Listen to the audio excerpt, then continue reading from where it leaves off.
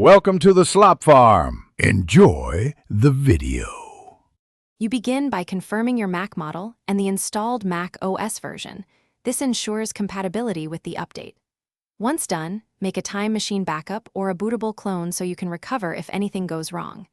Make sure you free up roughly 20% of disk space and plug into power. Finally, open System Settings, select General, then Software Update to start checking for available updates. This initiates the download and prepares your Mac. Once the update appears, click Download and observe the progress. The download size can vary, so be patient. You should read release notes for required firmware, app compatibility, and security fixes. If you need to postpone, use pause, otherwise click Install. You must save all work and quit open apps. Installer will request a restart. During installation, your Mac may reboot several times. Do not interrupt power or network, because interruptions can corrupt the update. After installation, log in and confirm the new Mac OS version in About This Mac.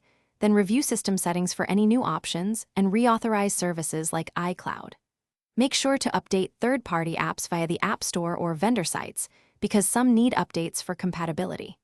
If you face startup or login failures, reboot into safe mode to run diagnostics, or use recovery to restore from your time machine backup. If necessary, perform a clean reinstall to resolve persistent corruption. Thanks for watching. Consider subscribing if we helped you today.